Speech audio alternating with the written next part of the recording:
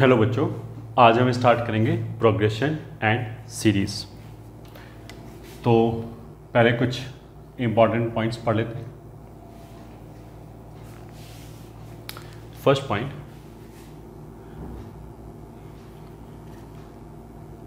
A sequence can be denoted as T1, T2 and so on Tn। ठीक है, उसका मतलब क्या है कि rth term is equals to Tr या फिर nth term is equals to Tn। तो T1 का मतलब क्या हो गया, फर्स्ट टर्म, T2 का मतलब क्या हो गया, second term and so on. जैसे फॉर एग्जाम्पल मान लिया हमने ऐसे लिखा 2, 3, 4, 5। ठीक है, तो इस वाले केस में T1 क्या है, फर्स्ट टर्म क्या है 2, T2 क्या है 3, T3 कितना है 4 एंड सो ऑन। ठीक है, second point, sum of first n terms is usually denoted by Sn।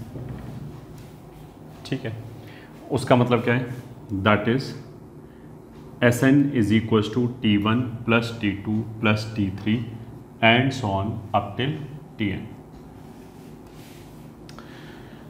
ठीक है, थर्ड पॉइंट, अगर Sn जो है वो n टर्म्स तक का समेशन है तो Sn-1 क्या हो जाएगा, पहले टर्म से लेके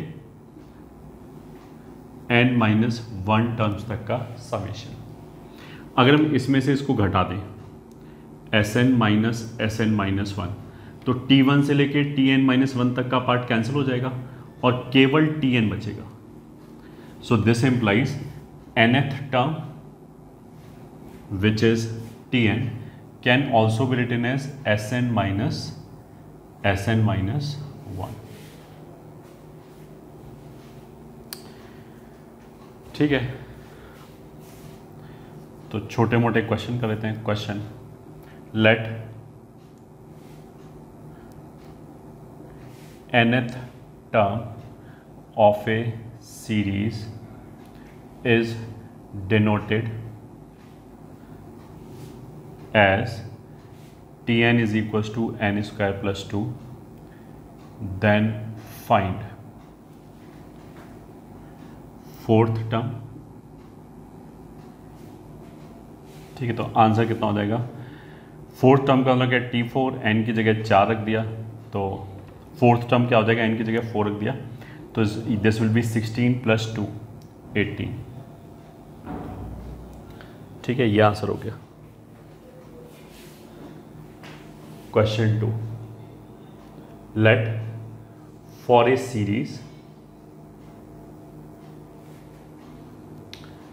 sum of first n terms is n square plus 3n, then find 10th term। ठीक है, उसने क्या बोला कि पहले n टर्म्स का जो समेशन है वो n स्क्वायर प्लस 3n हो गया, तो फिर हमें 10th टर्म बताना है। तो ऑफकोर्स इसी वाले फॉर्मूले को यूज़ कर सकते हैं। सोल्यूशन में हम क्या लिखेंगे, T10 बराबर S10 minus S9 which is equals to S10 क्या होगा, पहले 10 टर्म्स का समेशन, तो that is 10 square plus 3 into 10 minus S9 क्या होगा, पहले 9 टर्म्स का समेशन प्लस 3 इंटू 9। ठीक है, ये हो गया।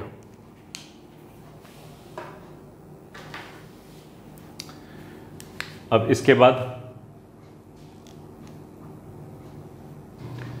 Third term. ठीक है, fourth sigma and pi notation. ठीक है, मतलब चीज़ों को कॉम्पैक्ट फॉर्म में लिखने के लिए हम sigma and pi notation, sigma मतलब सम हो गया, पाई मतलब प्रोडक्ट हो गया। तो चीज़ों को, बड़े बड़े एक्सप्रेशन को कॉम्पैक्ट फॉर्म में लिखने के लिए हम इसको यूज़ करेंगे सिग्मा इन पाई नोटेशन।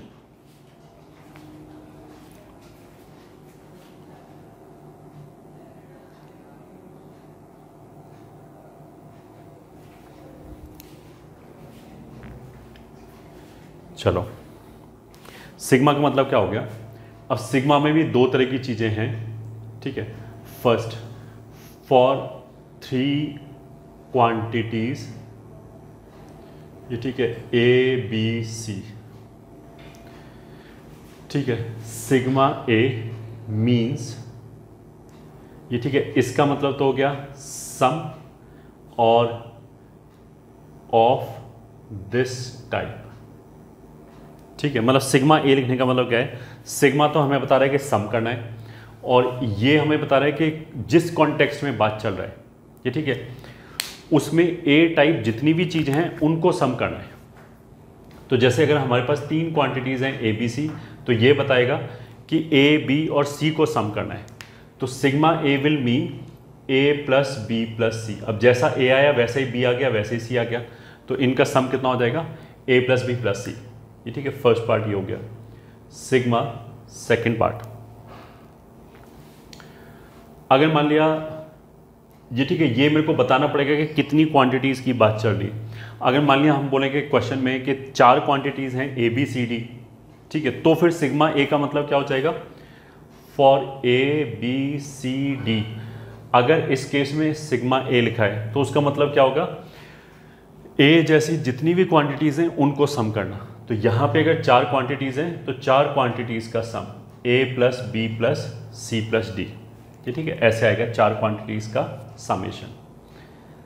थर्ड पॉइंट, मैक्सिमम वैसे हमें 3 क्वांटिटी से ही पाला पड़ेगा, बट ऐसा कुछ नहीं, 1 से ज़्यादा भी 3 से ज़्यादा भी हो सकता है।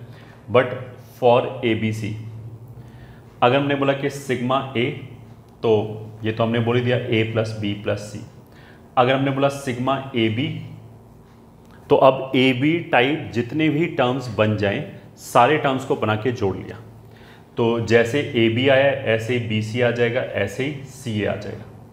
ऐसे ही अगर मैंने बोला सिग्मा ए माइनस बी, तो साइक्लिक ऑर्डर में अगर 3 क्वांटिटीज़ हैं तो a minus b plus B minus c plus c minus a, इनका सम कितना आ जाएगा, 0।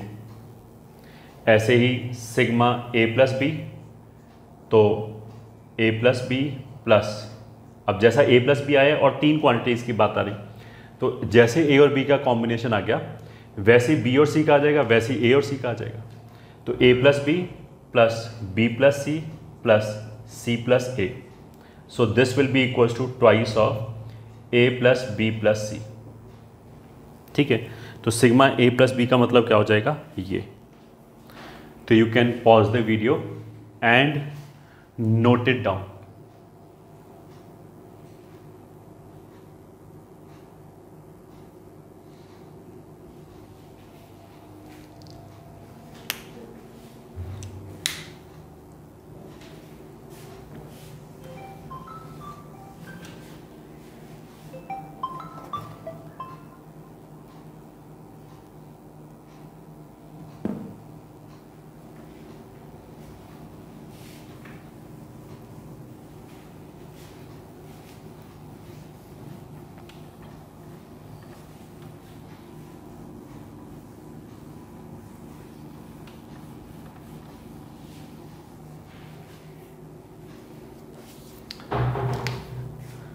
ठीक है, नेक्स्ट पॉइंट, ऐसे ही जैसे सिग्मा किसके लिए हम यूज़ करते हैं, सम के लिए, वैसे ही for a B c pi a means, ये ठीक है, पाई का मतलब फिर क्या हो गया, प्रोडक्ट। जैसे सिग्मा का मतलब सम हो गया, तो अगर सिग्मा ए लिखा है तो उसका मतलब तो क्या हो गया कि ए जैसी जितनी भी चीज़ें आई उनको लिख के हमने जोड़ लिया।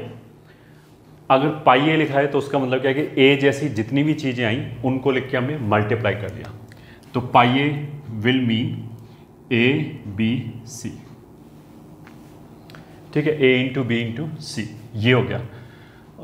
ऐसे अगर 3 क्वांटिटीज़ हैं, अगर हमने लिखा पाई ए बी, तो उसका मतलब क्या हो गया, ए b b C, a b type कितने नंबर्स आ जाएंगे अगर 3 नंबर लिखे हो, a b b C, a B c, तो ए बी आ जाएगा, बी सी आ जाएगा, सी आ जाएगा। तो ऐसे लिख के क्या करना है, अगर यहाँ सिग्मा लिखा होता तो जोड़ना है, अगर यहाँ पाई लिखा होता है तो मल्टीप्लाई करना है, तो ऐसे मल्टीप्लाई करना है। This is nothing but a square b square c square. अब इसको देखो हम ऐसे भी लिख सकते हैं ए बी सी का होल स्क्वायर, इसको ऐसे भी लिख सकते हैं पाई, सॉरी ए बी सी का होल स्क्वायर। पाई ए का मतलब कितना हो गया, A B C, A into B into C, pi का मतलब क्या, प्रोडक्ट। और इसको ऐसे लिख सकते हैं sigma A square, sorry sigma नहीं, पाई ए स्क्वायर, तो A square into B square into C square, ऐसे भी लिख सकते हैं। ठीक है, तो ये हमारे लिए पाई हो गया। ऐसे ही अगर मान लिया मैंने लिखा पाई ए अपॉन बी, तो ए अपॉन बी साइक्लिक ऑर्डर में, बी अपॉन सी, फिर सी अपॉन बी, तो ये तो कैंसिल हो जाएगा, बी बी सी सी और ए, तो दिस विल बी 1। ठीक है, ये तो एक टाइप का चीज़ हो गया जिसमें हमने सिग्मा लिखा, ठीक है, और सिग्मा के ऊपर कोई लिमिट वगैरह नहीं लगाया। दूसरी तरह की चीज़ क्या है, अगर हमने ऐसे लिखा, ये ठीक है, f of r and r is equal to 1 से लेके n तक, वो तो हो गया कि हमने 3 क्वांटिटी लिखा ए बी सी, फिर हमने सिग्मा ए का मतलब क्या है कि ए बी सी जैसी जितनी भी क्वांटिटीज़ हैं सबको ऐड कर लिया, ऐसे भी लिख सकते हैं। तो इस वाले केस में यहाँ हमने कोई लिमिट नहीं लगाया। ठीक है, दूसरी इस तरह की चीज़ हो गया जिसमें हमने समेशन वेरिएबल यूज़ किया और उस वेरिएबल का लिमिट भी बताया कि ये यहाँ से लेके यहाँ तक जा सकता है। तो जैसे अगर हमने लिखा sigma are is equal to 1 से लेके n तक एफ ऑफ आर, तो इसका मतलब क्या, आर का वैल्यू 1 रखा तो एफ ऑफ 1, फिर आर का वैल्यू 2 रखा तो एफ ऑफ 2 प्लस 3 रखा and so on up till F of n तक। ठीक है, आर का वैल्यू मतलब यहाँ से लेके यहाँ तक ले गए, तो 1 से लेके n तक का मतलब क्या है, 1 2 3 4 5 6 ऐसे n तक ले गए और जितने भी टर्म्स आए सबको जोड़ लिया। ये ठीक है, सिग्मा बोलेगा कि जोड़ लिया और आर का वैल्यू यहाँ से यहाँ तक शुरू करना है। एफ ऑफ आर मतलब कोई भी एक्सप्रेशन ऑफ आर लिखा है, उस एक्सप्रेशन में हम आर की वैल्यू 1 रखेंगे तो ये आ गया, फिर आर की वैल्यू 2 रखेंगे तो ये आ गया, आर की वैल्यू 3 रखेंगे एंड सो ऑन, आर की वैल्यू n रखा तो ये आ गया। जैसे फॉर एग्जांपल अगर मान लिया हमने लिखा r is equal to 225 r square upon r plus 1, तो इस चीज़ का मतलब क्या होगा कि इसमें r का वैल्यू 2 से 5 तक रखा। ऑफ कोर्स 2 से 5 तक रखेंगे तो केवल इंटीग्रल वैल्यूज़ की बात चलिए, तो 2 रखेंगे, फिर 3 रखेंगे, फिर 4 रखेंगे, फिर 5 रखेंगे। तो जैसे अगर इसमें हमने 2 रखा तो 2 स्क्वायर कितना हो गया 4, 2 प्लस 1 कितना हो गया 3। सिग्मा का मतलब क्या है, जोड़ना है।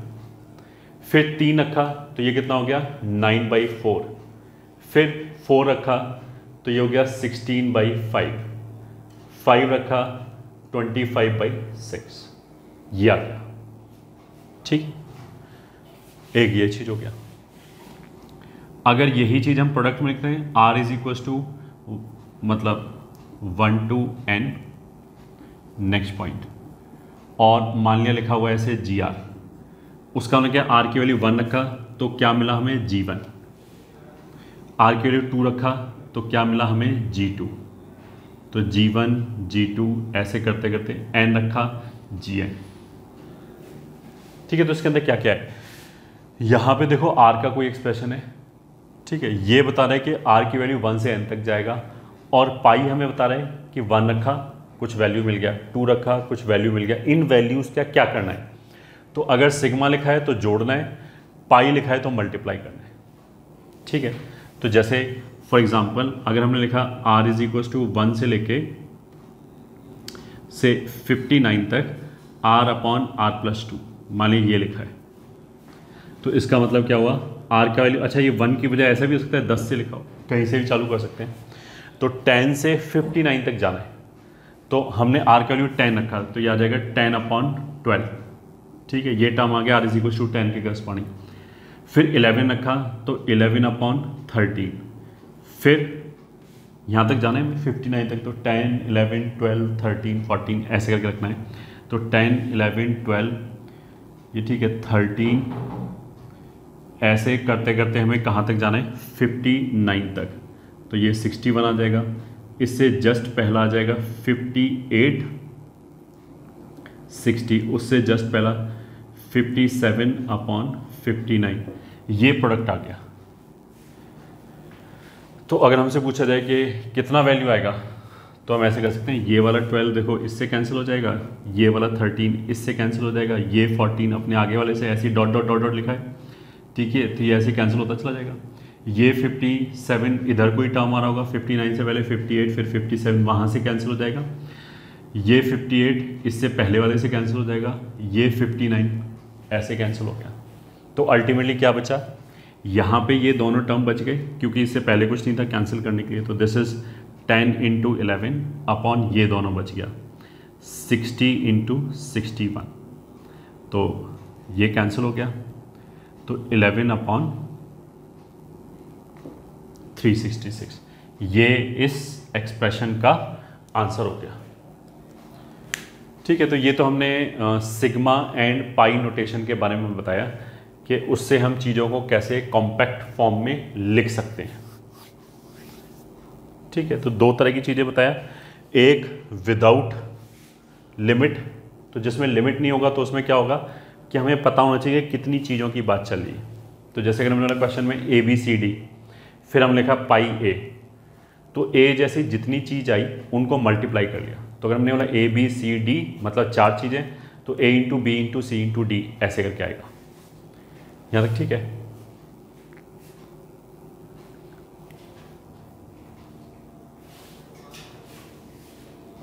दूसरी तरह की चीज़ें ये अभी हमने बात ही किया यहाँ पे, कि जिसमें ऐसे लिमिट लिखा हुआ है, यहाँ पे कोई R का एक्सप्रेशन लिखा होगा, उसमें हमने R की वैल्यू 1 से लेके n तक सब्स्टिट्यूट की, एंड सिग्मा लिखा है तो जोड़ दिया, पाई लिखा है तो मल्टीप्लाई कर दिया। अब हम चलते हैं next point, and which is a important formula. ठीक है, विच सेज, फर्स्ट अगर मान लिया कुछ ऐसे लिखा है f ऑफ r और r का वैल्यू कुछ भी a से b तक जा रहा है, तो एक सीरीज आ जाएगी। मैं r के लिए a रखा, फिर a से b तक जाने का मतलब क्या है कि r का वैल्यू पहले हमने a रखा, फिर अगला वैल्यू रखा a+1, फिर उससे अगला वैल्यू a+2, a+3 ऐसे करके रखते चले गए, कहाँ तक गए, b तक। सो this is f of a plus f of a+1 plus f of a+2 plus and so on, ऐसे चलता जाएगा, फिर f ऑफ b तक गए।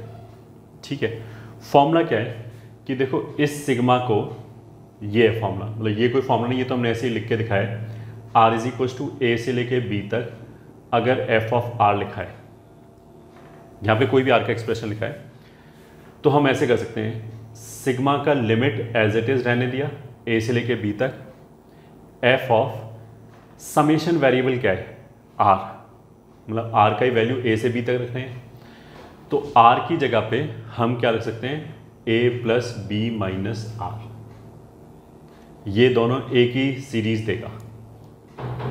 ठीक है, क्यों एक ही सीरीज देगा देख लेते हैं।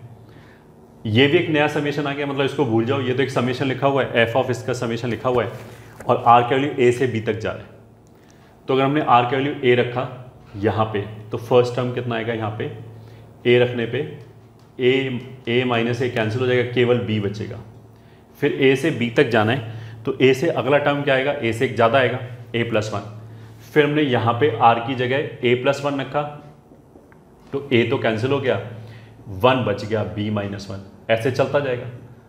लास्ट में जब हम b रखेंगे यहाँ पे, मतलब a+1 a+2 a+3 ऐसे करते करते b तक जब पहुँचेंगे, b कोई नंबर होगा a से बड़ा, तो जब हमने b रखा तो ये b भी कैंसिल हो जाएगा, तब ये f ऑफ a बचेगा। तो इस फॉर्मूले का मतलब क्या है कि देखो ये जो सीरीज है वो यही लिखा हुआ है, बस उल्टा लिखा हुआ है, ऐसे f ऑफ b इधर आ गया, इससे पहला इधर आ गया, ये वाला टर्म इधर चला गया। ठीक है, तो बेसिकली ये जो फॉर्मूला है दैट इज नथिंग बट हमने सीरीज को पलट के लिख दिया, और कुछ नहीं।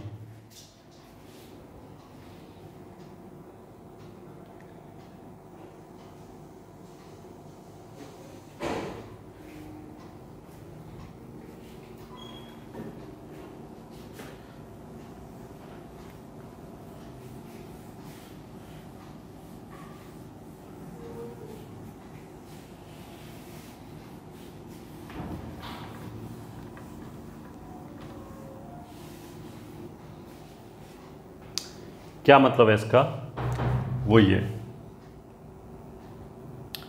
फॉर एग्जाम्पल मान लिया हमने लिखा sigma are is equals to 5 से 15 तक, ठीक है, और कुछ भी लिखा है r cube upon r plus 1। इस फॉर्मूले के अकॉर्डिंग जो अभी हमने फॉर्मूला लिखाया, आर इज इक्वल्स टू 5 से 15, मतलब फॉर्मूला क्या था, फॉर्मूला ये था R is equals to A से बी तक F of R is equals to sigma are is equals to A से बी तक F of A plus B minus R. मतलब ये लिमिट दोनों का सेम है, ए से बी तक, ए से बी तक। यहाँ जो एक्सप्रेशन लिखा है उसमें समेशन वेरिएबल आर की बजाय I can write down a plus B minus r, ठीक है। ऐसा करने से सम उतना ही आएगा, और ऐसा करने का हमने क्या बोला था, अल्टीमेटली इफेक्ट क्या होगा कि सीरीज फ्लिप होके आ जाएगा।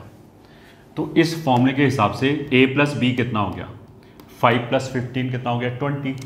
तो जहाँ पे भी r दिखाई दिया उसकी जगह ये लिखना है a plus B minus r. तो इस वाले केस में यहाँ r दिखाई दिया, यहाँ r दिखाई दिया, तो इसमें r की जगह क्या रख सकते हैं, a प्लस बी मतलब 20 माइनस r रख सकते हैं। तो यहाँ रखेंगे तो आ जाएगा 20 माइनस आर का होल क्यूब, यहाँ रखेंगे तो 20 माइनस आर प्लस 1।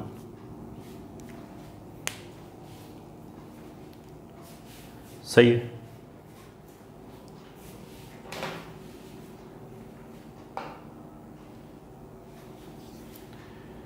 ठीक है, अब देख सकते हो कि ये दोनों बराबर क्यों हैं।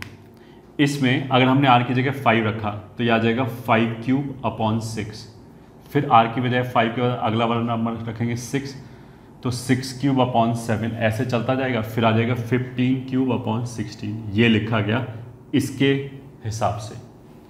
इसके हिसाब से लिखें तो this is sigma r is equal to 5 से 15, इसको तो ऐसे लिखा रहने दिया, ये हो जाएगा 21 माइनस आर, ठीक है। r का वैल्यू 5 रखा तो 20 माइनस 5 कितना हो गया, 15 का क्यूब अपॉन 21 माइनस 5 कितना हो गया, 16, प्लस r का वैल्यू अगला क्या आएगा, 6 रखा है यहाँ पे, तो 14 क्यूब, 6 घटाया तो 15, ऐसे चलता जाएगा।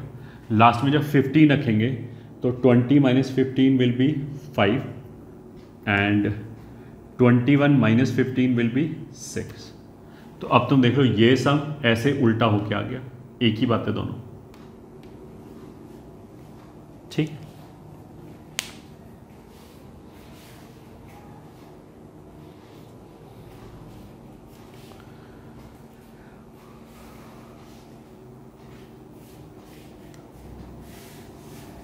अब क्वेश्चन कैसे कर सकते हैं, अच्छा r जो है वो तो एक समेशन वेरिएबल है, उसमें r की जगह कुछ भी लिख सकते हैं, ठीक है।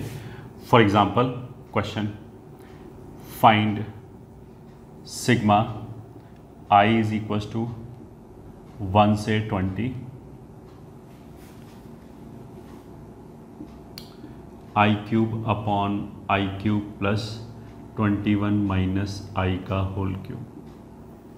इसका सम लिखना है, तो solution let s is equal to, मतलब r की जगह हमने i यूज़ कर लिया, उसका कोई फर्क नहीं पड़ता, वेरिएबल का नाम तो कुछ भी हो सकता है, 1 से लेके 20 तक I cube upon I cube plus 21 minus I cube, ये हो गया। दिस इज इक्वल टू, यही वाली प्रॉपर्टी लगाई, इस प्रॉपर्टी को हम क्या बोलेंगे, a plus B minus r.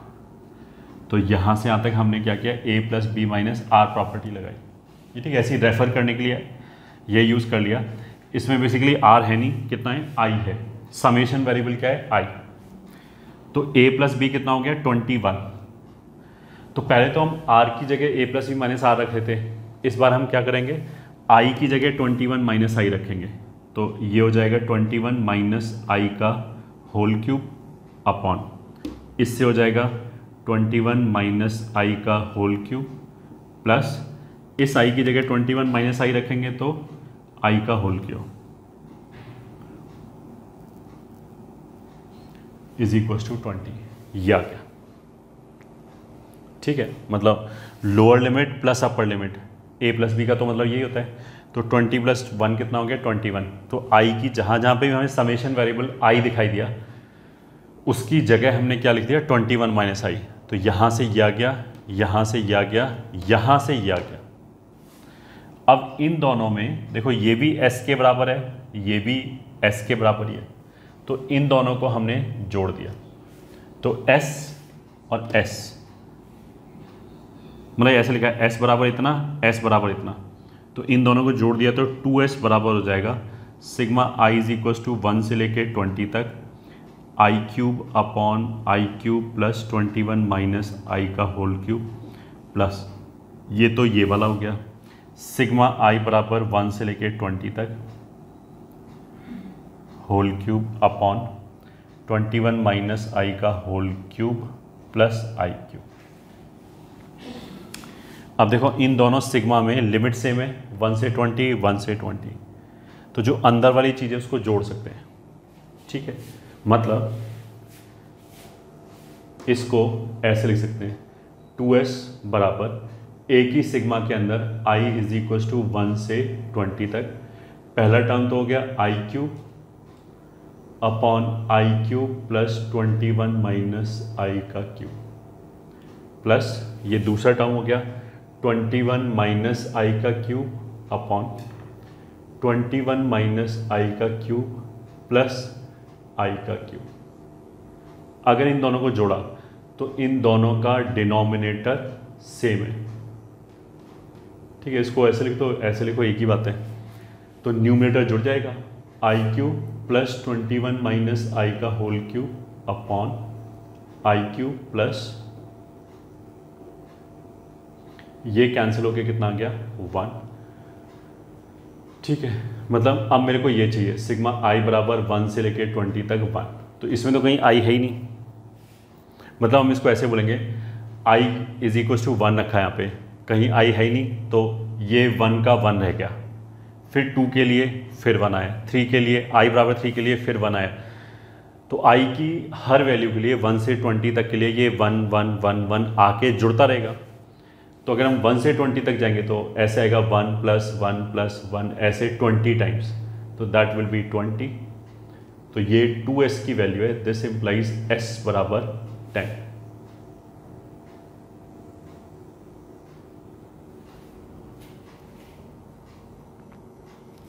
ठीक है,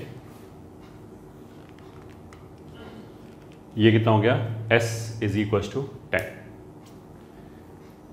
ठीक है, अब हम सिग्मा और पाई की कुछ प्रॉपर्टीज देख सकते हैं। देखो सिग्मा अगर ऐसे लिखा है f of r plus g of r, तो इसको हम ब्रेक कर सकते हैं sigma f of r plus sigma g of r। First property. Second property, अगर ऐसे लिखा है k into f of r, तो k को बाहर निकाल सकते हैं k times sigma f of r। Third property, अगर पाई के अंदर ऐसे लिखा है f r plus g r, तो इसको ब्रेक नहीं कर सकते, दिस इज नॉट इक्वल। क्यों नहीं है इक्वल?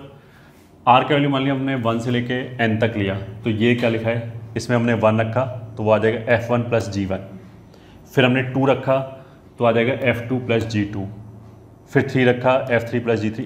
इनका क्या करना है, इनको मल्टीप्लाई करना है। तो पहले ब्रैकेट में आ गया f1 plus g1 into f2 plus g2 into f3 plus g3, ऐसे करके आ गया। ये इसमें क्या होगा, r इज इक्वल टू 1 से n तक रखा तो ये f1 into f2 into fn तक हो गया, ये g1 into g2 into g10 तक आ गया।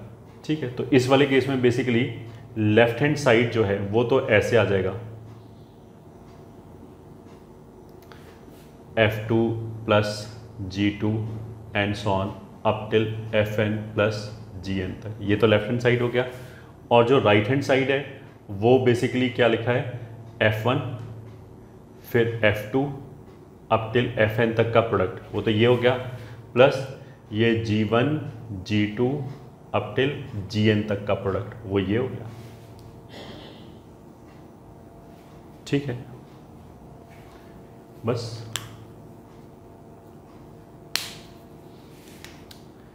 ठीक है। फोर्थ क्या है, सिग्मा, अगर मान लें लिखा है r इज इक्वल टू 1 से लेके n तक k, मतलब इसमें कहीं r ही नहीं है, जैसे हमारे यहाँ पे हुआ था कि अगर ये कांस्टेंट आ जाए, इसके अंदर समेशन वेरिएबल ही ना हो, तो कितने टर्म्स हैं, 1 से लेके n तक n टर्म्स आ जाएगा, तो ये आ जाएगा n टाइम्स k।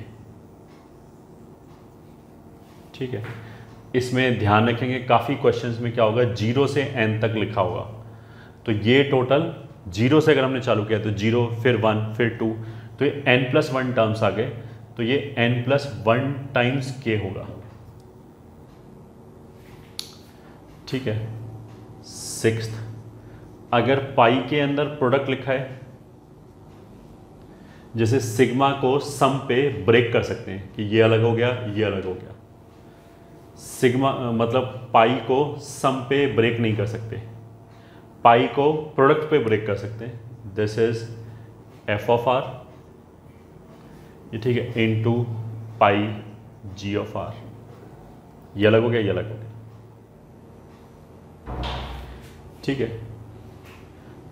उसी तरीके से जैसे हम लोगों ने कि सिग्मा को सम पे ब्रेक कर सकते हैं, ठीक है, सिग्मा को पाई पे ब्रेक नहीं कर सकते, प्रोडक्ट पे ब्रेक नहीं कर सकते। मतलब अगर ऐसे लिखा है f into g r, this is not equal to sigma f r और सिग्मा जी आर, ऐसे नहीं होगा।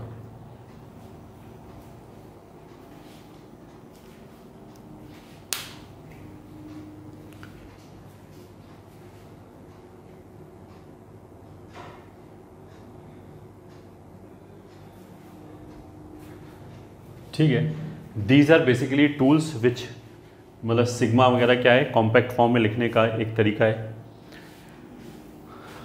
तो बस एक इंट्रोडक्शन था, हमें ये समझ आना चाहिए कि सिग्मा और पाई का मतलब क्या है, because I will be using it.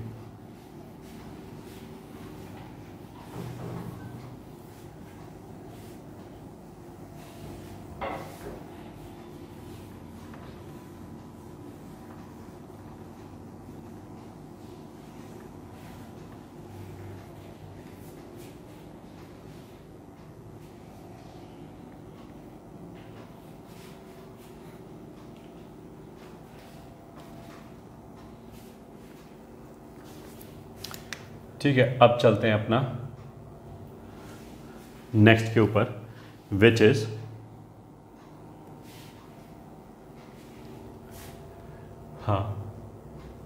Arithmetic progression, या फिर जिसको हम बोलते हैं AP. First point,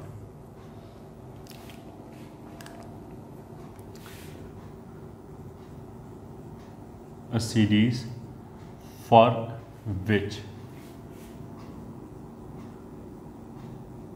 difference of two consecutive terms is constant is called arithmetic progression, and the constant difference is called common difference.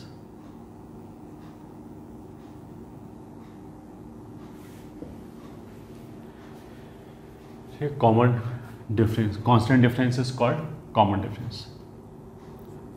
तो second part, a general AP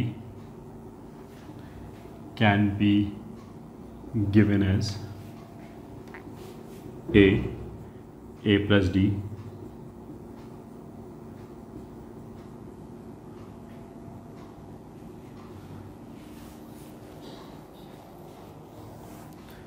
ठीक है।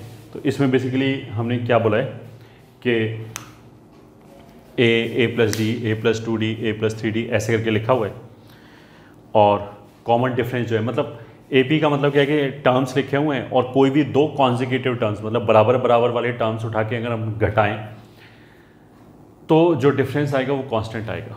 ये ठीक है, हमेशा फिक्स आएगा डिफरेंस। या फिर हम ऐसे बोलते हैं एक टर्म लिया, उसमें एक कांस्टेंट नंबर जोड़ा, अगला टर्म आ गया, फिर उसमें वही नंबर जोड़ा, अगला टर्म आ गया, फिर उसमें वही नंबर जोड़ा तो अगला टर्म आ गया। जैसे इस वाले केस में ये फर्स्ट टर्म है, ए क्या है, फर्स्ट टर्म, इसके अंदर हमने डी जोड़ा, ये आ गया, फिर इसके अंदर डी जोड़ा, ये आ गया, फिर इसके अंदर डी जोड़ा, ये आ गया, एंड सो ऑन। तो इसमें ए क्या है, फर्स्ट टर्म, कॉमन डिफरेंस क्या है, इज डी। ठीक, अब ए मतलब फर्स्ट टर्म मतलब T1 हो गया, second term T2 a plus D हो गया, third term a plus 2d हो गया। अब हम ये देखते हैं a तो हमेशा ही आ रहा है, फर्स्ट में, सेकेंड में, थर्ड में, फोर्थ में, तो जो इसका nth टर्म होगा Tn, तो उसके अंदर भी a आएगा, प्लस फर्स्ट टर्म में कितना d है, 0d, सेकेंड टर्म में कितना d है, 1 टाइम्स d, थर्ड में 2d, फोर्थ में 3d, मतलब जैसे फोर्थ टर्म है 4 तो एक कम d है, तो अगर हमारा nth टर्म होगा तो कितना d होगा, n-1 इंटू डी। ये ठीक है, ये हमारा n-1th टर्म हो गया।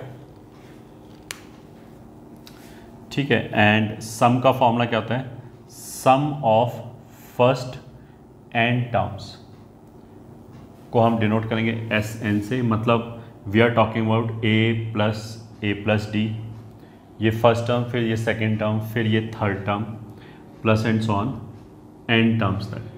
तो nth टर्म तो ये होगा, इन सब को अगर हमने जोड़ा तो आंसर कितना आएगा, n/2 2a plus n-1 into D, ये हो गया Sn। कहाँ से आया, ये सीरीज Sn लिखा है, एक बार इसी को पलट के लिख लिया, फिर जोड़ दिया, तो सारे टर्म, सब जो सम आएगा करस्पॉन्डिंग टर्म्स का वो बराबर आ जाएगा। ये ठीक है, और वहाँ से ही आ जाएगा।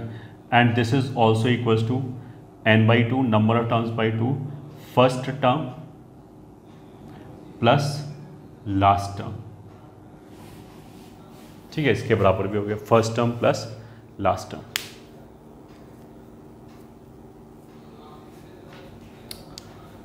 ठीक है,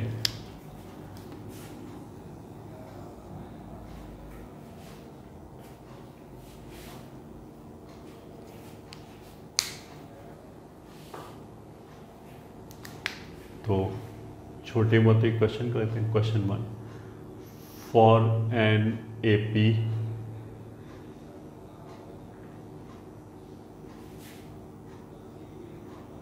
ये ठीक है, ये AP है।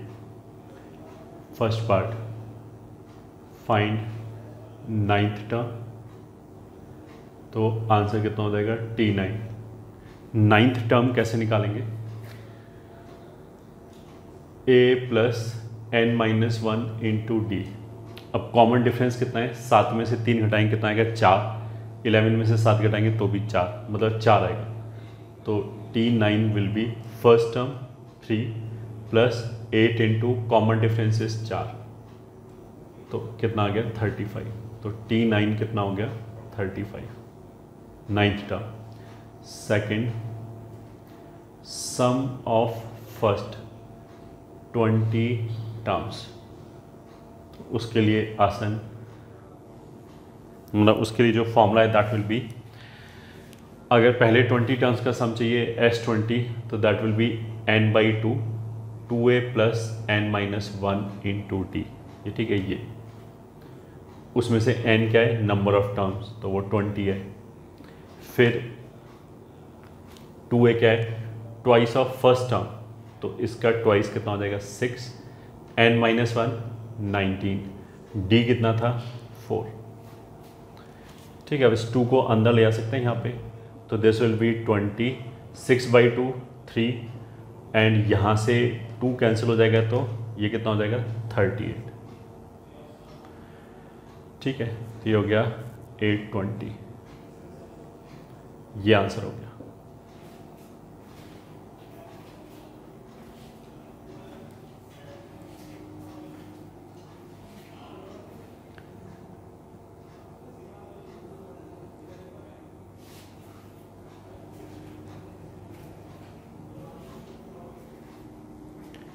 ठीक है।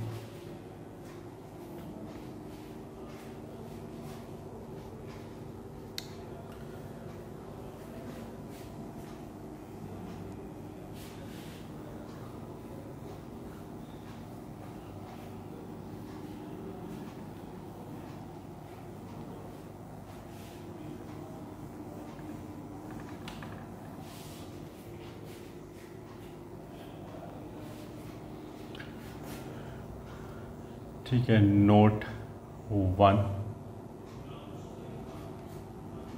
इफ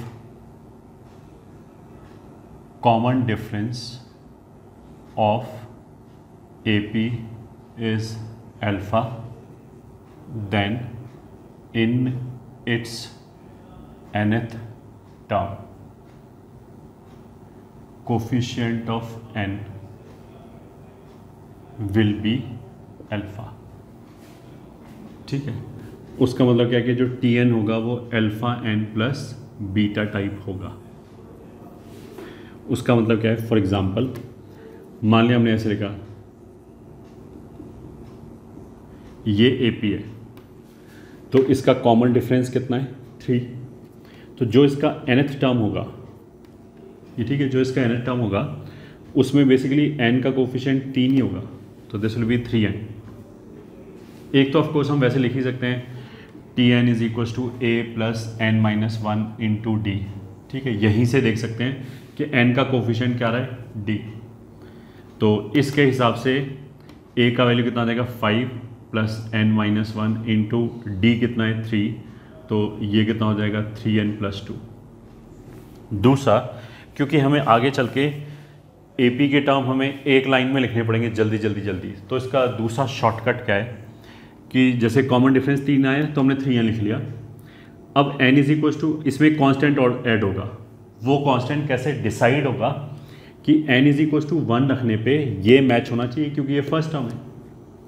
तो अब इसमें मैंने n इज इक्वल टू 1 रखा तो कितना आया 3, एंड आई रिक्वायर के 5 आना चाहिए, तो 3 में हम क्या जोड़ेंगे 5 आ जाए, ऑफकोर्स 2, तो ये 2 हो गया।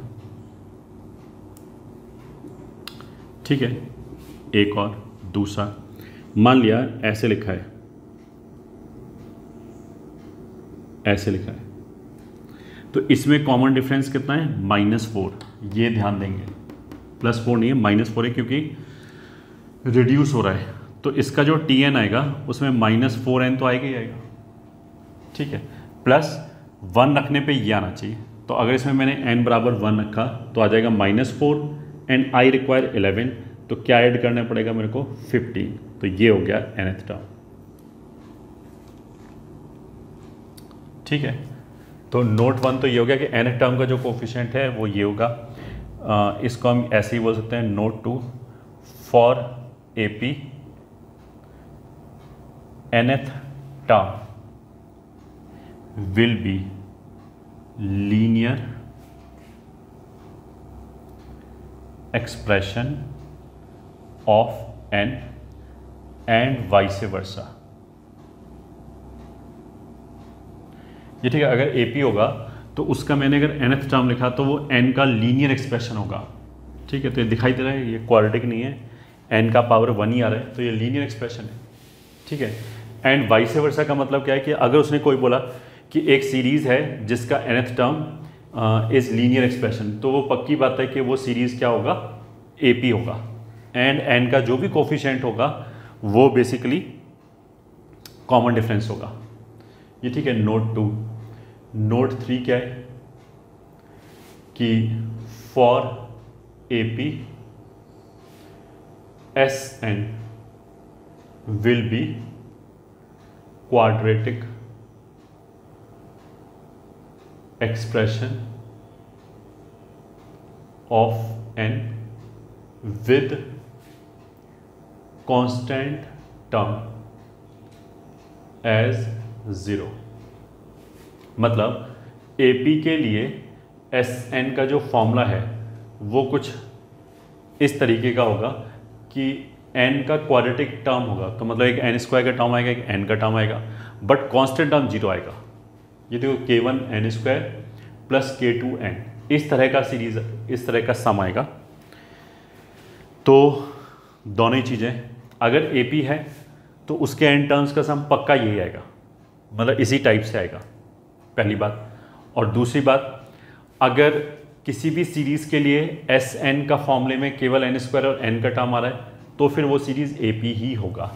ये ठीक है, क्यों होगा वो ऐसे देख सकते हैं, एज SN क्या था, n/2 + 2a + n-1 × d। ठीक है, इस n को अलग निकाला तो ये n × d × दिस तो हो जाएगा d/2 × n² प्लस इस n को हटा के अंदर क्या बचा, 2a - d, तो 2a - d/2 टाइम्स n। तो यहाँ पे कुछ भी नहीं, इसको K1 बोल दिया, इसको K2 बोल दिया। ठीक है, ये तो ऐसी रिजल्ट है और कहीं कहीं यूज़ कर सकते हैं, कोई यूज़ में आ सकता है, otherwise this is for the sake of knowledge.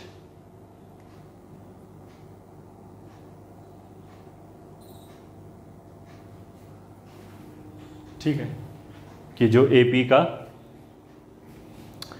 First n terms का समेशन होगा वो क्वाड्रेटिक होगा। अब नोट 4 क्या है कि 3 terms in AP can be taken as a - d a + d। ये ठीक है, इनफैक्ट अगर 5 टर्म्स लेने हैं तो एक इससे पहले वाला ले लिया a - 2d, एक इससे अगले वाला ले लिया a + 2d। ठीक है, तो अगर ऑड नंबर ऑफ टर्म्स लेने हैं तो इनके अराउंड ले लिया, अगर इवन नंबर ऑफ टर्म्स लेने हैं 4 टर्म्स इन AP, वो हम ऐसे लिख सकते हैं a - d a + d a - 3d and a + 3d। ये ठीक है, इससे 2d ज़्यादा, उससे 2d ज़्यादा, और यहाँ पे भी 2d come and so on. इस वाले टर्म्स में कॉमन डिफरेंस कितना है, 2d, ये ध्यान रखेंगे। इसके लिए कॉमन डिफरेंस कितना है, d। ठीक है, अच्छा ऐसा लेना ज़रूरी नहीं है, ये तो जस्ट ऐसे है, कोई मतलब मैथमेटिकली कोई फ़र्क नहीं पड़ता। जैसे हमने AP सबसे पहले लिखा था कि उसके जनरल टर्म को हम ऐसे लिख सकते हैं a + d a + 2d a + 3d, वैसे भी कर सकते हैं हमेशा ही।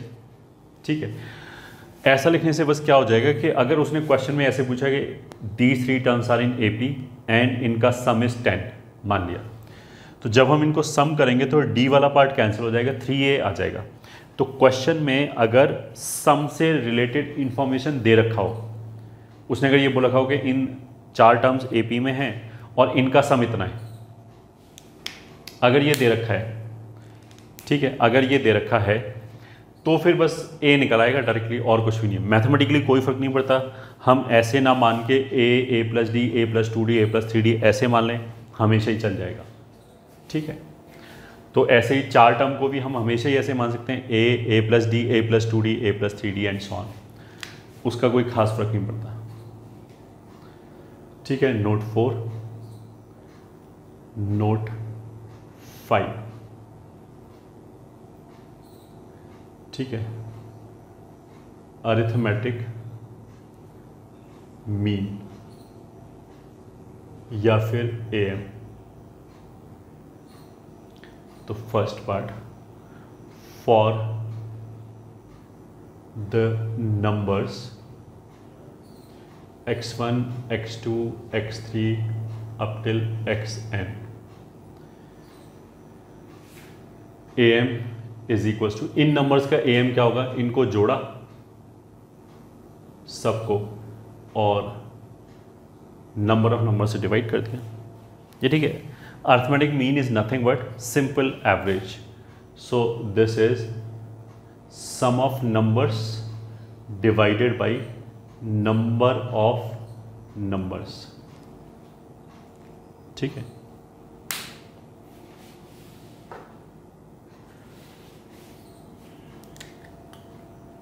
फिर आगे सेकंड पॉइंट, अगर हमने कुछ भी क्वांटिटी दे रखी है, मान ली हमें 4 क्वांटिटीज दे रखे हैं, उन चारों क्वांटिटीज़ का अगर हमने एवरेज निकाला तो एवरेज उन क्वांटिटी से बाहर थोड़ा जा सकता है, उन्हीं के बीच में ही आएगा। मतलब जो सबसे छोटी क्वांटिटी है एंड जो सबसे बड़ी क्वांटिटी है उन्हीं के बीच में आएगा।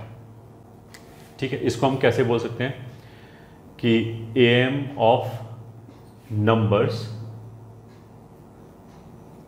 ये ठीक है, will always be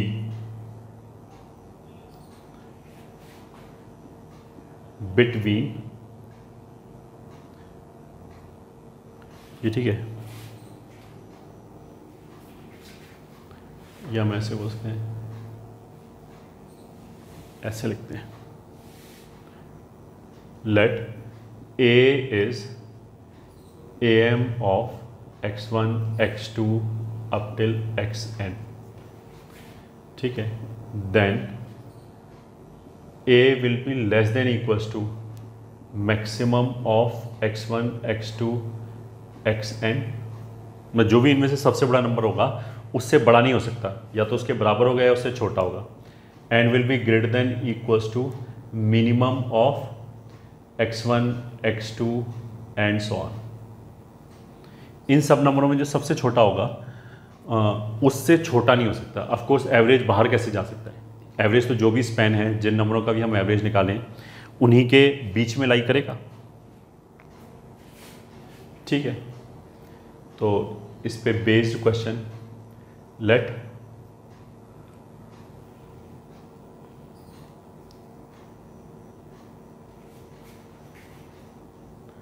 maximum of a B c d e is 7 and their AM is also 7, then find A plus B plus C। ठीक है, आंसर देखो इसने क्या बोला है कि कुछ नंबर्स हैं और उनका AM जो है वो 7 है, और उन नंबरों में जो सबसे बड़ा नंबर है वो भी 7 है। अगर ये दोनों 7 हैं, ठीक है, तो फिर एवरेज जो है अगर वो सबसे बड़े नंबर से सबसे बड़े नंबर के इक्वल है तो दैट इज़ ओनली पॉसिबल कि जब सारे नंबर बराबर हो जाएं। तो इसमें आंसर में क्या लिखेंगे, if a m is equals to maximum of the numbers, ये ठीक है, then all numbers are equal। ठीक है, दिस इम्प्लाइज a बराबर b बराबर c बराबर d बराबर e बराबर 7 am के बराबर। अब उसने a प्लस बी प्लस सी पूछा है, तो इसका आंसर कितना हो जाएगा 20 में। ये हो गया।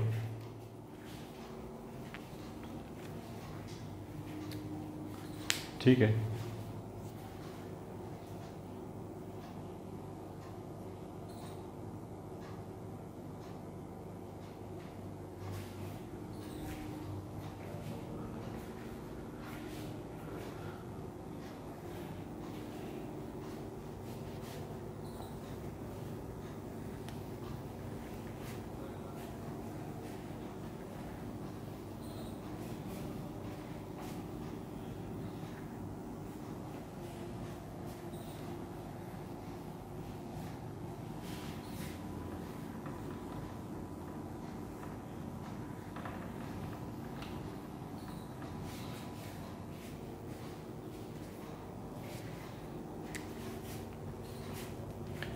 Question find AM of -1 0 0 2 2 7। ठीक है, तो आंसर क्या हो जाएगा, AM बराबर सबको जोड़ लिया तो -1 plus 0 plus 0 plus 2 plus 2 plus 7 whole divided by number of numbers which is 6। तो 7 2 9 2 11 10 बटे 6 और 5 बटे 3, यही आंसर होगा। ठीक है, नोट फिर for AM to be defined numbers need not to be in AP, but if they are in AP, then AM of the terms taken symmetrically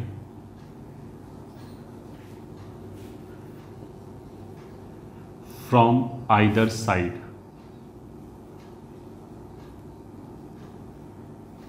will be constant।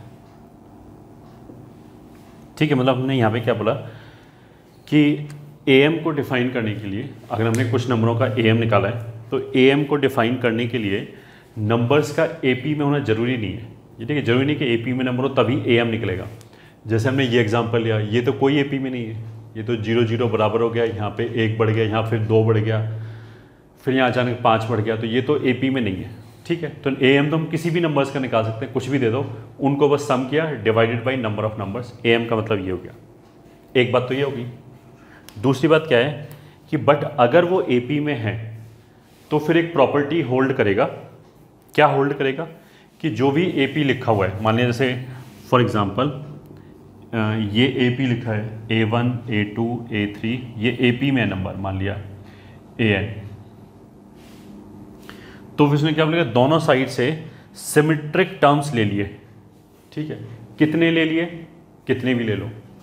तो मान लिया हमने इधर से पहला और इधर से पहला लिया, तो इधर से पहला A1 हो गया, उधर से पहला ये हो गया, तो इन दोनों का AM ये हो गया।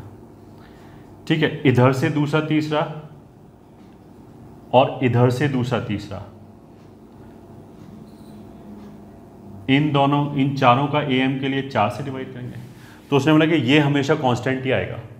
ठीक है, ऐसे कितने भी टर्म्स ले लो, अगर उनका एवरेज निकाला तो एवरेज हमेशा कांस्टेंट आएगा। ठीक है, क्यों आएगा कांस्टेंट, हम लिख सकते हैं, इसको A ले लिया, इसको A + D A + 2D ऐसे करके A + n-1 × D लिख लिया। अब ये कैलकुलेट करके देखो अपने आप कांस्टेंट आ जाएगा। ठीक है, या फिर हमने मान लिया सारे नंबर ले लिए A1 + A2 + A3 + and so on up till AN, this divided by n, तो ये भी बराबर आएगा। ठीक है, किसके बराबर आएगा, मिडिल टर्म के बराबर आएगा। अगर n ऑड है, मान लिया n का वैल्यू 11 है, तब तो क्या होगा, एक ही मिडिल टर्म आएगा 6th नंबर पे जो आएगा। ठीक है, ये सब उसी के बराबर आएगा। और अगर मान लिया नंबर ऑफ टर्म्स इवन है, मान लिया n का वैल्यू हमने 10 लिया, तो फिर 5th टर्म और 6th टर्म दोनों मिडिल टर्म होगा, तो ये जो सम आएगा वो उन दोनों के AM के बराबर होगा। So this will be equals to middle term, ये ठीक है, वो हो जाएगा AN+1/2। कब, इफ n इज ऑड। अगर n ऑड होगा तभी एक मिडिल टर्म आएगा और ये उसी के बराबर होगा।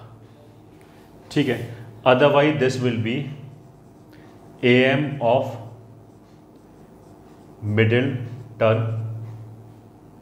ठीक है, मतलब जैसे 10 बोला था हमने, अगर मानिए 10 टर्म लिखा हुआ है तो उसका मतलब क्या है कि जो 5th टर्म है एंड जो 6th टर्म है वो दोनों मिडिल टर्म होगा, तो 5th term and 6th term उनके AM के बराबर इफ n इज इवन। ठीक है, एक ये इंपॉर्टेंट प्रॉपर्टी हो गया जो आगे चल के GM में और HM तीनों जगह पे इस टाइप की प्रॉपर्टी आगे आएगी। ठीक है, तो पहले हमने दोबारा क्या बोला कि अगर AM हमें डिफाइन करना है तो उसके लिए नंबर्स का AP में होना ज़रूरी नहीं है, बट अगर AP में है तो फिर ये वाली प्रॉपर्टी एक्स्ट्रा होल्ड करेगी। ठीक है, एक तो ये हो गया। फिर नेक्स्ट हो गया इंसर्शन ऑफ AMs। ठीक है, बिटवीन टू नंबर्स। ठीक है, तो let a and b are given. मान लिया हमें कोई दो नंबर दिया ए और बी, जैसे मान लिया हमने कोई भी दो नंबर दिया 3 और 5। अब हमने बोला कि 3 और 5 के बीच में 50 AM इंसर्ट करके बताओ। ठीक है, तो इस बात का मतलब क्या होगा कि 3 और 5 के बीच में मेरे को 50 नंबर रखने इक्वी डिस्टेंट, तभी वो, ताकि ये 50 टर्म और ये जो दो टर्म आए। ठीक है, मतलब ए एंड बी दो नंबर हो गए और उनके बीच में जो 50 नंबर हो गए, तो टोटल कितने नंबर हो गए? 52 नंबर्स। ये 52 नंबर्स एपी में आने चाहिए। तो इंसर्शन ऑफ एम का मतलब ये हो गया कि दो नंबर्स के बीच में, ए और बी के बीच में, I am suppose to insert some numbers. कितने नंबर वो तो बताएगा क्वेश्चन में, कितने ए एम चाहिए, सच दैट कि वो पूरे सीरीज एपी बन जाए। ठीक है, between two numbers, let a and b are given.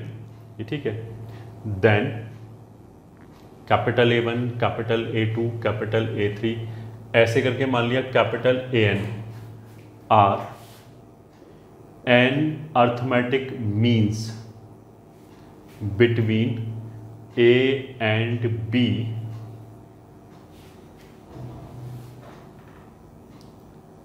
ये। ठीक है, then A1, A2, A3 up till AN are called an arithmetic means between A and B if A up till AN और फिर B, अगर ये AP आ जाए तो, if this is AP। अगर देखो ये AP है तो इसमें से इसको घटाया D, इसमें से इसको घटाया D, इसमें से इसको घटाया D, या फिर इसमें से इसको घटाया 2D, इसमें से इसको घटाया 3D, ऐसे आ जाएगा। तो इसमें से इसको घटाया तो n+1 इंटू डी आ जाएगा। मतलब हमारा एम क्या है कि हमने स्मॉल बी तो बता दिया, स्मॉल ए मान लिया, जैसे मैंने बोला कि अभी 3 हो गया, स्मॉल बी 5 हो गया। अब हमने बोला कि इन दोनों के बीच में 10 AM इंसर्ट करो। ठीक है, तो वो 10 AM का मतलब क्या है कि मेरे को वो 10 नंबर चाहिए, तो ए और बी तो नोन है। ठीक है, अब 10 AM निकालने के लिए मेरे को डी चाहिए। ठीक है, अब डी कैसे निकालेंगे कि b माइनस ए n+1 टाइम्स कॉमन डिफरेंस होना चाहिए। तो मतलब d कितना होना चाहिए? b माइनस ए अपॉन n+1। ये कॉमन डिफरेंस हो गया। ठीक है, तो उससे क्या हो गया? कैपिटल A1, ये तो एक AP है, तो कैपिटल A1 जो है वो इस AP का दूसरा टर्म हो गया, तो उसको लिख सकते हैं पहला टर्म प्लस D, तो A प्लस D हो जाएगा b minus A upon n+1। So this will B NA plus B upon n+1। A2 हो जाएगा A plus 2D which is A plus twice of b minus A upon n+1, वो हो जाएगा n-1 into A plus 2b upon n+1। ठीक है, ये पहचानने के लिए काफ़ी है। ए के कितना हो जाएगा? kth AM। तो देखो A1 में B के साथ 1 है, A2 में B के साथ 2 है, तो kth AM में B के साथ k होगा। पहली बात, डिनोमिनेटर में हमेशा n+1 आ रहा है, एंड न्यूमरेटर में देखो n-1 और 2, इन दोनों का सम कितना है? n+1। n एंड 1, इन दोनों का सम कितना है? n+1। तो यहाँ पे मैं क्या लिखूँ? Of course n-k+1, so that हम जब इन दोनों को जोड़ें तो k और k कैंसिल हो जाए, n+1 सम आ जाए। तो ये हमारा हो गया, इसको हम बोलेंगे फर्स्ट AM। ये ठीक है, ये हो गया सेकंड AM। तो उस हिसाब से ये क्या हो गया? kth AM। कहाँ पे AM? Of course between A and B।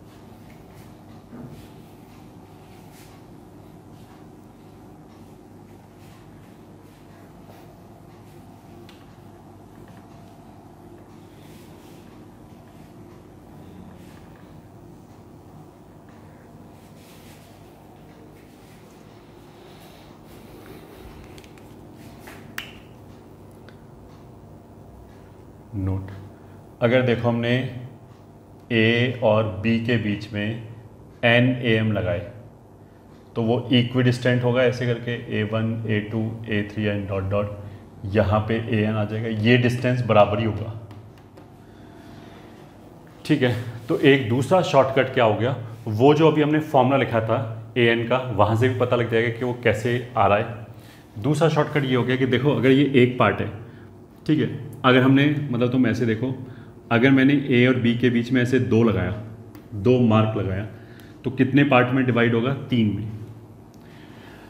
तो अगर हमने A और B के बीच में से n मार्क्स लगाए, A1 A2 A3 up till AN तक, तो कितने पार्ट्स में डिवाइड होगा, n+1 पार्ट्स में। ठीक है, तो अगर मैं A2 की बात करूं तो इसके इधर कितने पार्ट्स हैं, 2, इसके इधर कितने पार्ट्स हैं, n-1। तो बेसिकली A2 AB को किस रेशो में कट करेगा, 2:n-1। तो हम डायरेक्टली लिख सकते हैं A2 कितना हो जाएगा, n-1 इधर गया A और 2 उधर गया अपॉन n-1 + 2, तो which is n-1 into A + 2B upon n+1। ये ठीक है, इसको हम बोल सकते हैं कि अर्थमेटिक मीन को शॉर्टकट से निकाल सकते हैं। तो question, find 5th AM between 3 and 9, ये ठीक है, इफ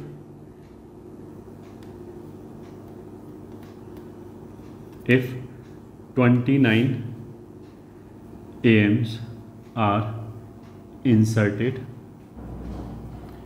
between them। ठीक है, मतलब ने क्या बोला कि 3 and 9 दो नंबर हैं, इनके बीच में हमने 29 AM इंसर्ट किया, A1 A2 A3 ऐसे करके A29 तक, तो उन 29 में 5th नंबर पे कौन सा AM आएगा ये बताना है। ठीक है, तो सॉल्यूशन, एक तो हम ऐसे बोल सकते हैं कि जो D होगा वो बेसिकली कितना होगा, B - A अपॉन n+1। ठीक है, तो B - A 6 upon 30 which is n+1 मतलब 29 या 29 AM है, तो 29 + 1 इतना हो गया, तो 1/5। ठीक है, 5th AM मतलब कितना हो जाएगा, स्मॉल a + 5D। ठीक है, क्योंकि सीरीज़ तो ऐसे लिखते हैं ना, A1 A2 A3 ऐसे करके, तो जो A2 है वो 3rd टर्म है इस AP का, और वो 2nd, ये ठीक है AM है, अगर इसको बोलेंगे 2nd AM है, बट अगर हम A से सीरीज़ काउंट करना चालू करें तो ये कौन से नंबर का टर्म है, 3rd नंबर का। तो वैसे ही A5 जो है वो 6th नंबर का टर्म है, तो ये हो गया A + n-1 इंटू D, तो n-1 वापस 5 आ जाएगा, तो this is equal to A कितना हो गया, 3, 5 इंटू D कितना हो गया, 1/5, तो आंसर कितना हो गया, 4। ठीक है, अच्छा again this is also important, अगर हमने बोला कि 3 and 9 के बीच में इंसर्ट किया, या फिर हम बोले 9 and 3 के बीच में इंसर्ट किया, तो दोनों में थोड़ा सा डिफरेंस है, ये समझाते हैं। अगर हमने ऐसे बोल दिया कि 9 and 3 के बीच में इंसर्ट किया गया है, तो 9 A की तरह काम करेगा और 3 B की तरह काम करेगा, मतलब कि जो डिफरेंस होगा, ये ठीक है, मतलब जो D होगा कॉमन डिफरेंस वो नेगेटिव हो जाएगा। अगर मैंने 3 और 9 की बजाय उल्टा बोल दिया, 9 and 3। ठीक है, दूसरा हम इसको ऐसे ही बोल सकते थे जैसा ये बोला है कि अगर टोटल ये 3 है, ये 9 है, जो फर्स्ट AM है, टोटल कितने पार्ट्स हो जाएंगे, अगर 29 AM इंसर्ट किया है तो 29 + 1 30, तो 30 पार्ट्स हो जाएंगे इक्वी डिस्टेंट, बराबर बराबर डिस्टेंस पे। ठीक है, तो जो A5 होगा उसके इधर 5 पार्ट होंगे और इधर 25 पार्ट्स होंगे। अब 5:25 बोलो या 1:5 बोलो, एक ही बात है।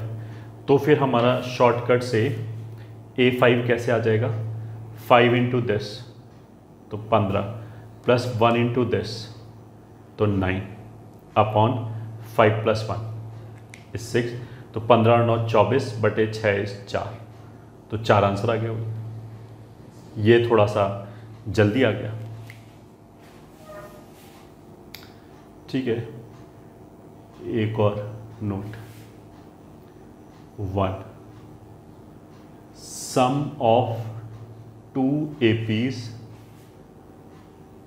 will be an AP with common difference is equals to D1 plus D2, ठीक है। अब D1 D2 क्या है, सेल्फ एक्सप्लेनेटरी है कि दो अर्थमेटिक प्रोग्रेशन दे रखा है, उनको अगर हमने ऐड किया मतलब करस्पॉन्डिंग टर्म्स को ऐड किया, तो जो रिजल्टिंग सीरीज आएगा वो भी एक एपी आएगा, और उसका जो कॉमन डिफरेंस होगा वो इन दोनों के कॉमन डिफरेंस का सम होगा सिंपली। तो मान लिया हमने एक एपी लिखा जिसके अंदर 3-3 का कॉमन डिफरेंस आ रहा है, दूसरा एपी लिखा जिसके अंदर 5-5 का कॉमन डिफरेंस आ रहा है, तो अगर हमने इन दोनों को ऐड किया तो जो नया सीरीज़ आएगा, ऐड करने का मतलब ऑफकोर्स हमने क्या होता है, करस्पॉन्डिंग टर्म्स को ऐड किया, तो जो कॉमन डिफरेंस आएगा वो 3 + 5 8 आ जाएगा, ठीक है। एक तो ये हो गया। अगर हमने 2 एपी को मल्टीप्लाई किया, ठीक है, तो इन जनरल एपी नहीं आएगा, ठीक है। अब मान लिया हम एपी ऐसे लिख दें 2 2 2 2, ये भी एक एपी है, कॉमन डिफरेंस 0 है, इसको मल्टीप्लाई करेंगे किसी दूसरे एपी से तब तो एपी आ जाएगा। बट अगर हमने 2 एपीज को मल्टीप्लाई किया with non zero common difference, जिनका कॉमन डिफरेंस 0 नहीं है, तो उनका जो नया सीरीज जनरेट होगा वो एपी नहीं होगा, कुछ और ही होगा, ठीक है। कुछ और क्या होगा, देखो एपी में तो क्या होगा, अगर नॉन जीरो कॉमन डिफरेंस है तो दोनों का जो nth टर्म है वो लीनियर एक्सप्रेशन ऑफ n होगा। अब जब उसको मल्टीप्लाई करेंगे तो फिर लीनियर तो बचा ही नहीं ना, लीनियर इंटू लीनियर तो क्वाड्रेटिक हो जाएगा, और अगर nth टर्म क्वाड्रेटिक है तो एपी नहीं हो सकता। एपी के लिए तो हमने क्या बोला था, नेसेसरीली nth टर्म लीनियर ही होगा, ठीक है। एक तो चलो ये पॉइंट हो गया। दूसरा, if k is added to each term, if k is added to each term of an AP, then resulting series will be AP with same common difference। मतलब कोई AP लिखा है, उसके सारे टर्म्स में हमने 4 4 4 4 4 4 ऐड कर दिया, तो जो रिजल्टिंग सीरीज आएगा वो भी एपी आएगा, और उसका कॉमन डिफरेंस उतना ही आएगा जितना पहले आ रहा था, मतलब वो कॉमन डिफरेंस चेंज नहीं होगा।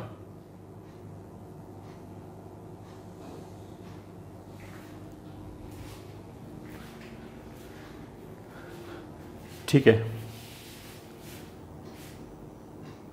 Third part, if k is multiplied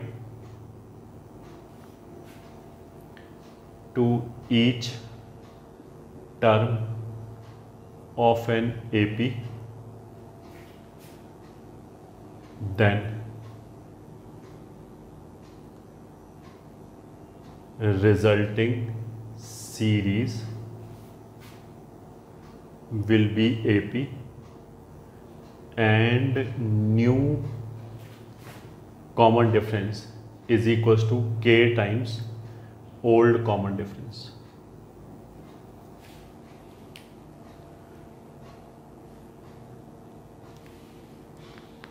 ठीक है।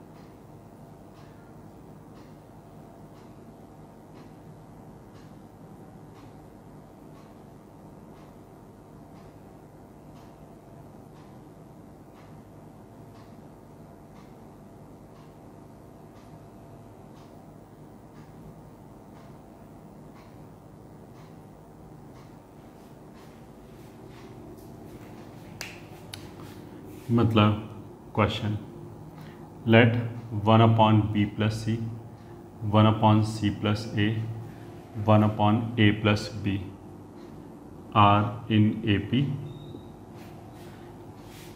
then prove that a square, b square, c square are in AP.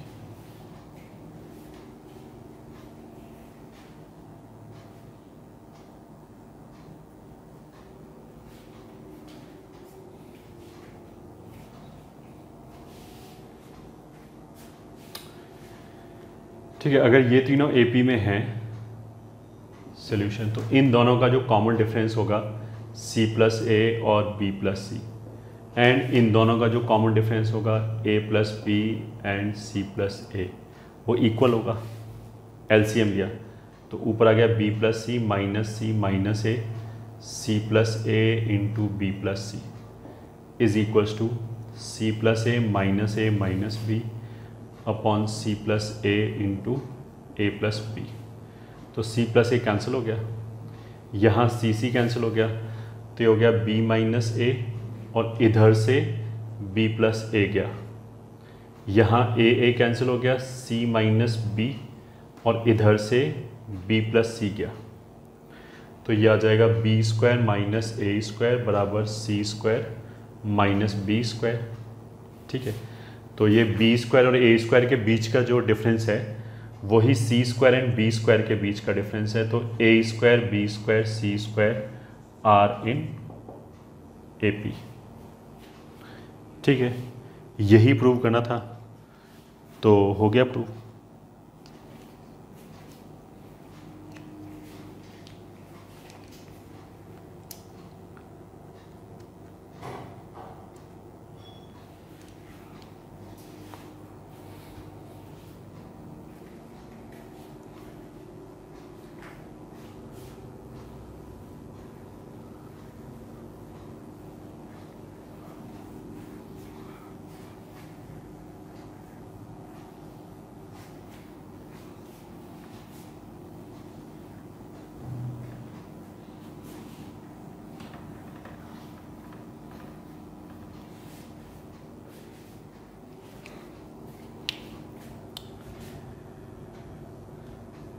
Question: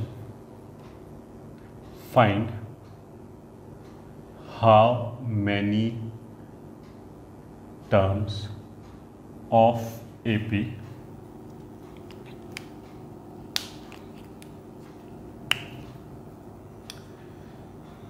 (73, 70) must be taken such that